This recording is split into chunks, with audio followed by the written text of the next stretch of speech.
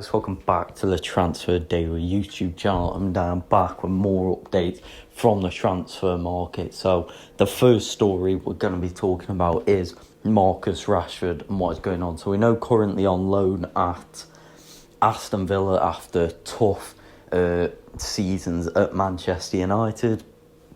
And with that loan with Aston Villa doesn't have an obligation to buy or an option to buy. Same for Marco Asensio. So we spoke about Asensio before, but with Marcus Rashford. So Aston Villa will not make a final decision if they will buy Marcus Rashford on a permanent until the end of the season, because we know FFP last summer was a key one with Villa, hence why they did swap deals and this type of thing.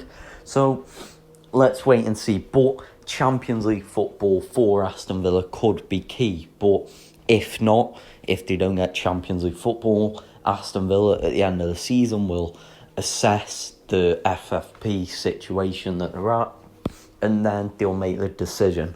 And for Marcus Rashford and Manchester United, there's no way back there. So Manchester United plan to sell Marcus Rashford. This is the same for Jadon Sancho if he did return to Manchester United. So there's no way back for them two players who will be sold by Manchester United if they do return. But for Aston Villa and Manchester United, so Manchester United value Marcus Rashford between 30 and 40 million pounds, which is quite a reasonable fee, I'd say. But Marcus Rashford decision by Aston Villa at the end of the season. So David Hancko, who gets consistently linked to many clubs over the last year after he's been a brilliant servant at Feyenoord, and David Hancko was open to a move last summer. And the two clubs who were really going for David Hancko last summer were Juventus and Atletico Madrid. And as Fabrizio Romano reported earlier on today, is that he is high up on the list for Juventus, David Hancko. So he's still a name on the list. We know currently they've got Lloyd Kelly on loan, Renato Vega due to Bremer's injury, but they've also got a new manager, so let's wait and see what Juventus do. But as I've spoke about in recent videos, there's a Juventus very big summer for them, I'd say, regardless of outgoings and also incomings.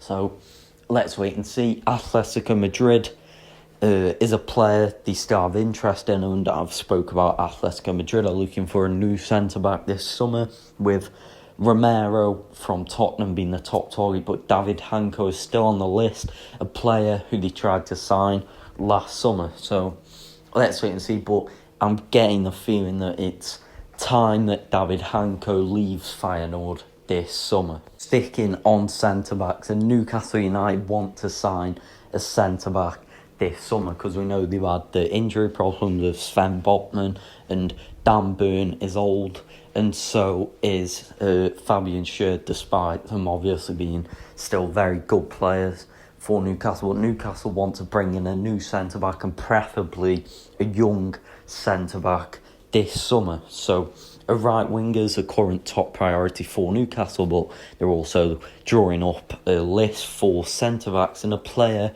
who they tried to sign last summer, Jarell Quansah, is one. And last summer, we know when Anthony Gordon and Liverpool happened, Newcastle United were prepared to do Quansah plus a fee from Liverpool for Anthony Gordon.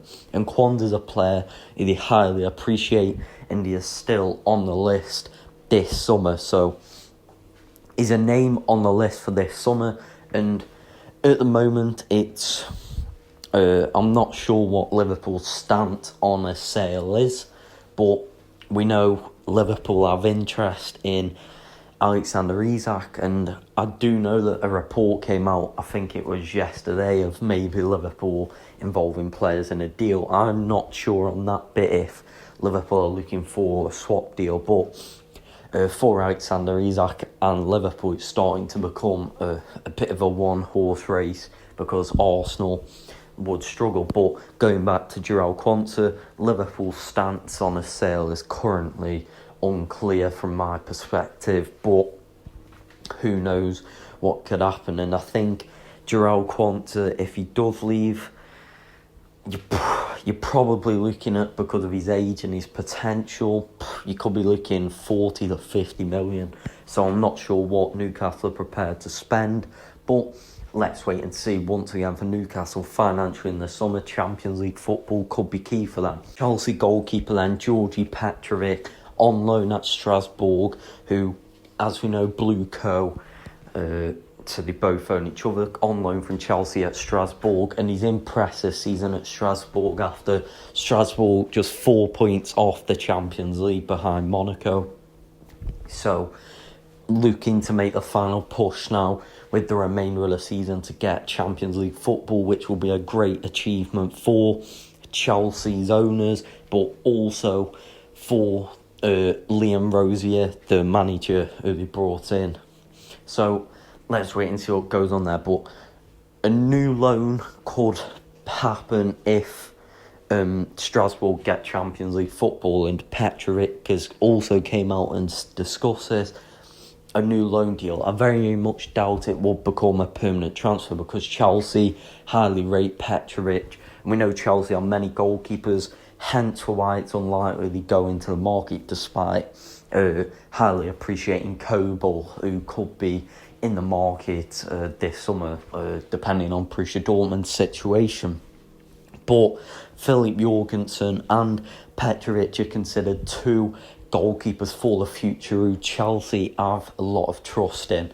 So let's wait and see what goes on there. But Champions League football for Strasbourg does not then rule out a new loan, for Petrovic. Dean Huijsen then, I think it's a name who's going to be in a lot of these videos, and what is going on with him. So we've just spoken about Newcastle United, and just a quick one on Newcastle. Newcastle United have Dean Huijsen on their list for a new centre-back, and he's highly appreciated, but Newcastle United not really pursuing that, because there's a lot of competition, and feel like that they're not confident they could get a deal done with obviously all of the big clubs interested: Bayern Munich, Chelsea, Liverpool, Real Madrid, all interested in the player.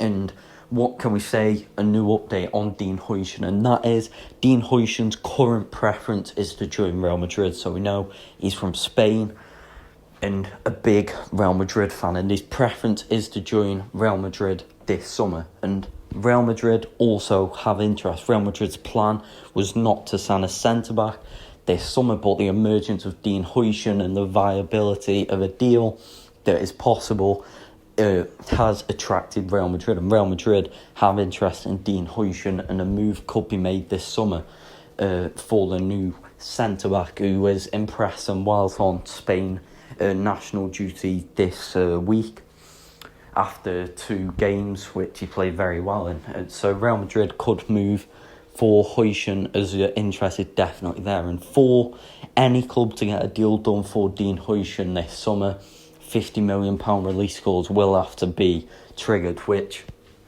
isn't seen as a lot for the potential and talent you're getting. But Huijsen at the moment, despite interest from big clubs, and I've got a feeling Chelsea could make a big push for Dean Huijsen, because they're looking for a centre-back. Mark Guehi's on that list, but Huijsen is a name who's came up recently.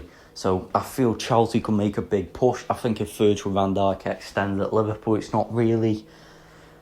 Huijsen would, I think, similar to Lenny Oro, they would struggle to convince Huijsen that he'd have a significant role. So Real Madrid are the players' preference this summer. So that is it from me. Dean Huijsen's future obviously going to be decided this summer, with somebody triggering that £50 million release clause. We'll wait and see. Real Madrid currently the favourites because it's a player's preference. But thank you for watching. Make sure to subscribe, and I'll see you in the next one.